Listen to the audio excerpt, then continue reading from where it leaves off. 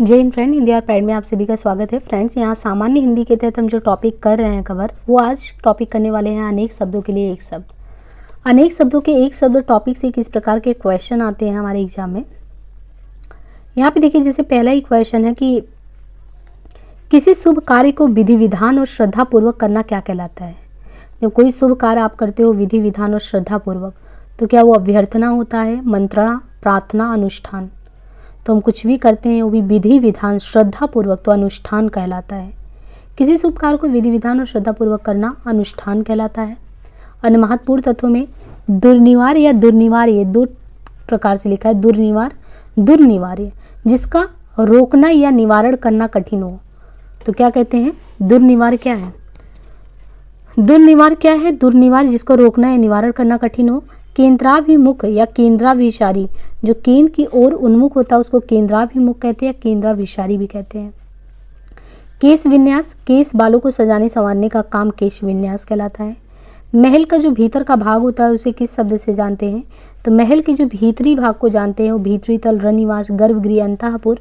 तो महल के भीतरी भाग को किस शब्द से जानते हैं, अंतःपुर से। महल के भीतरी भाग को अंतःपुर के नाम से जानते हैं। अंतःपुर होता है महल का भीतर का भाग। महल के भीतरी भाग, इस वाक्यांश के लिए एक शब्द देखिए, वापस से वही क्वेश्चन है। यहाँ पे देखिए आरओ में पूछा है वही चीज़ और उत्तराखंड में भी पूछा है। महल का जो भीतर का भाग होता है उसको अंतःपुर कहते हैं। तो यहाँ पे अन्य महत्वपूर्ण जो तथ्य हैं, दुर्भगा, सुभगा, अत्याज्या। जिसे दुर्भगा क्या कहते हैं, वह नायिका जिसने अपने पति का प्रेम ना मिला हो। तो जिसे दुर्भाग्य से जोड़ते हैं ना, तो दुर्भगा वो है जिस नायिका को अपने पति का प्रेम ना मिला हो। वो नायिका जिसे अपने पति का प्रेम मिला उसको कहते हैं सुभगा। तो अच्छा भाग है सुभगा, और दुर्भगा जिसको नहीं मिला है। अत्याज्य जिसे त्यागा ना जा सके, अत्याज्य। तो महल के भीतर को अंतःपुर, दुर्भगा और सुभगा। अत्याज्य जिसकी पहले से कोई आशा ना हो। जब कोई भी चीज़ पहले से उम्मीद नहीं की गई होती तो होता है, उसको क्या कहते हैं, अप्रत्याशित घटना हो गई। और ये यहाँ पे देखिए आपको कितने एग्जाम में ये क्वेश्चन पूछा गया है। जिसके पहले से कोई आशा ना हो वो कैसी घटना है, वो घटना अप्रत्याशित घटना है। सोचा भी नहीं आपने और वो घटना घट गई।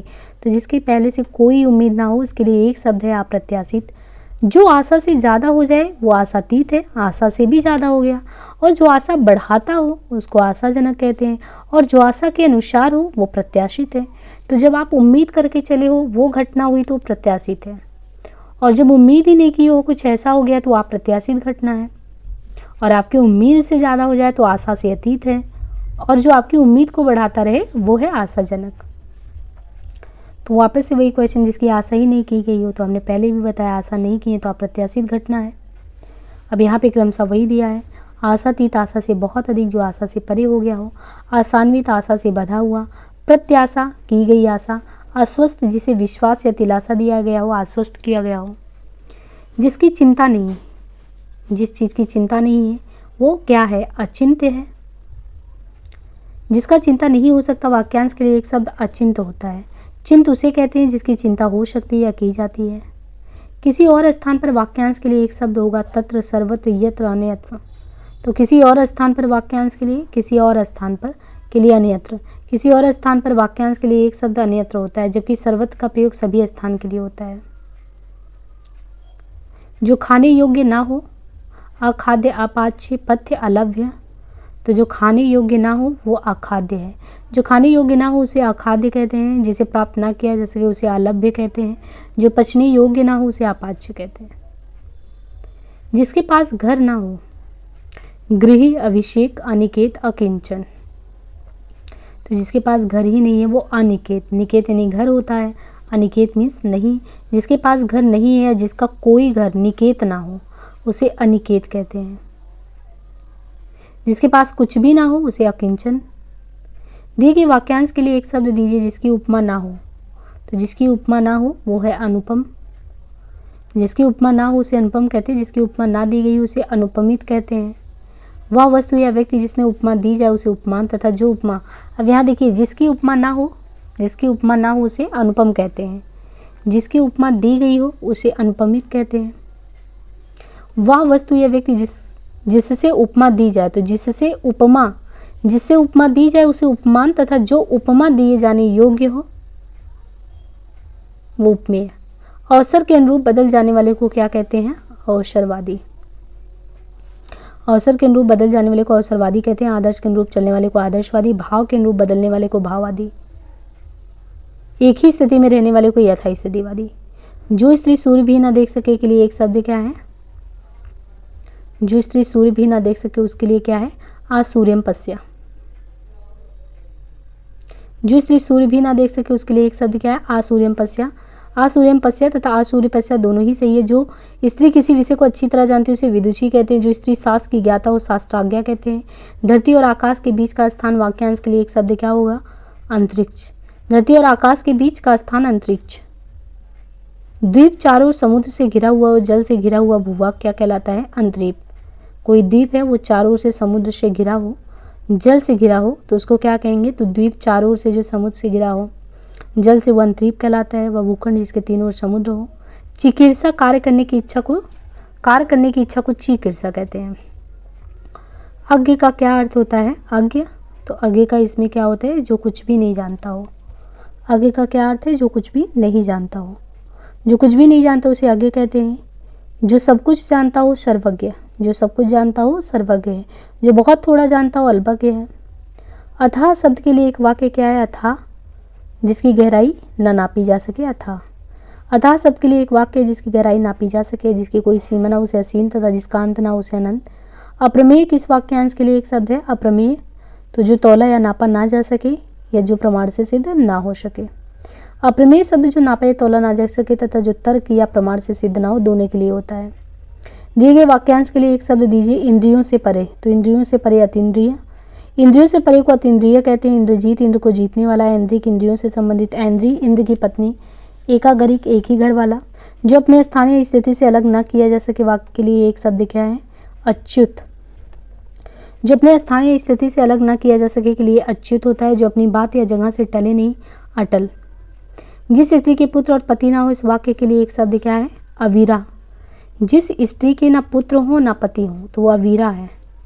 तो जिस स्त्री के पुत्र और पति ना हो उसे अवीरा कहते हैं। जिस स्त्री में बल शक्ति ना हो उसे अबला कहते हैं।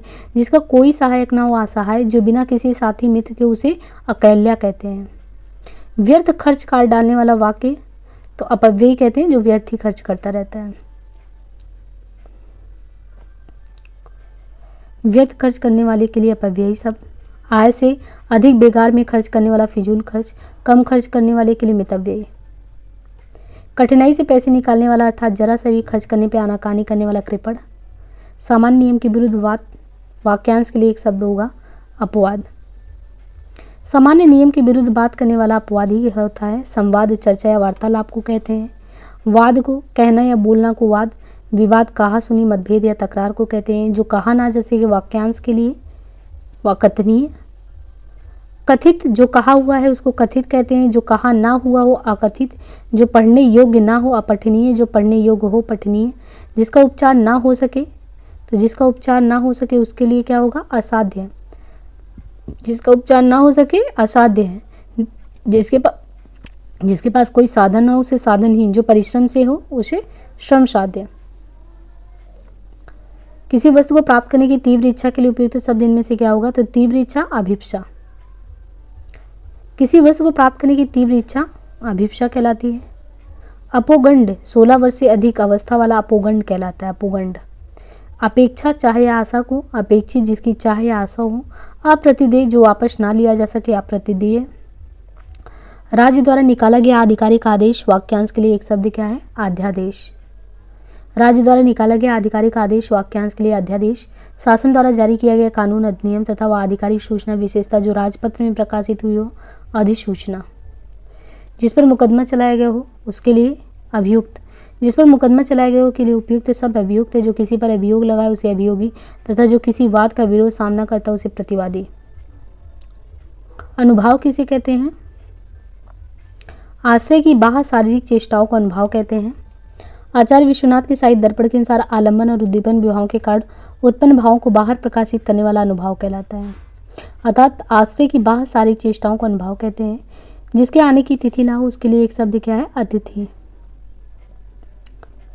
जिसके आने की तिथि का ज्ञान हो उसे अतिथि कहते हैं। अतिथि सत्कार की भावना को आतिथ्य, जिसे बुलाया न गया हो उसे अनाहुत, अचानक आ जाने वाले को आगंतुक, जिसे भले बुरे का ज्ञान ना हो उसके लिए उपयुक्त शब्द क्या है? अविवेकी।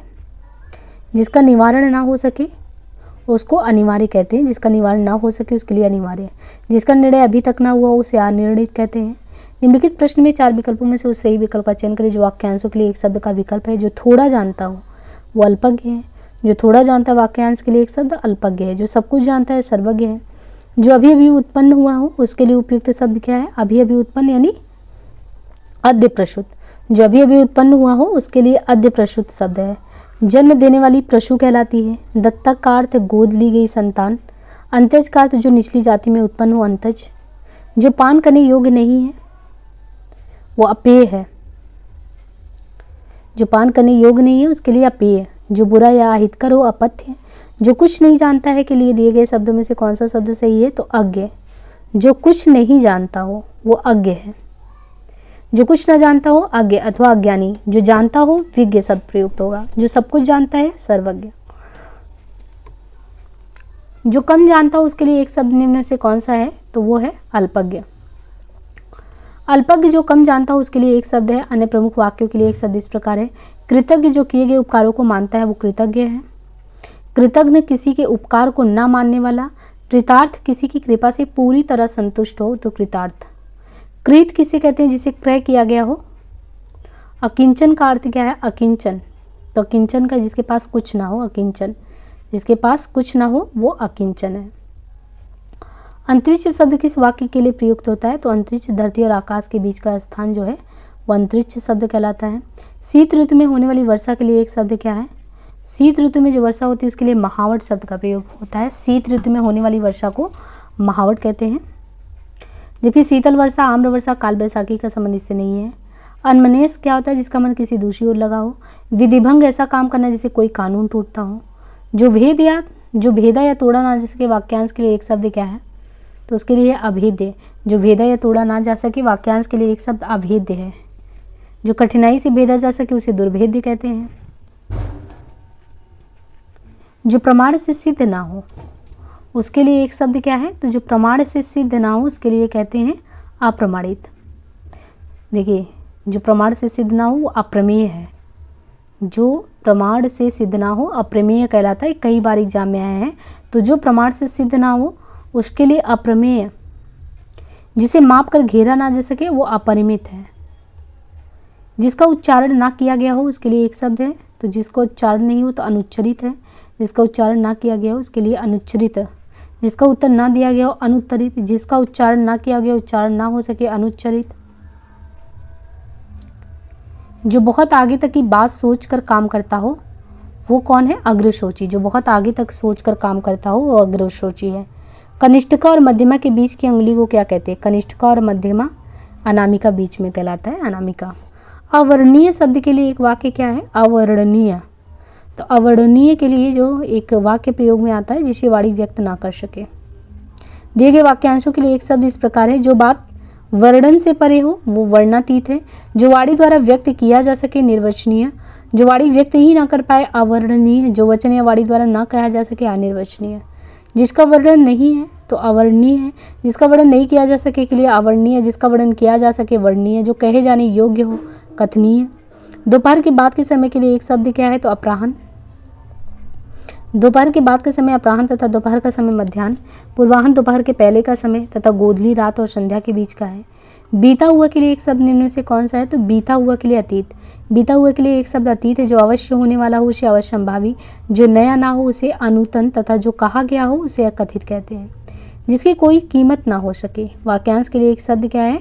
जिसकी कोई कीमत ही ना हो सके उसके लिए अमूल्य।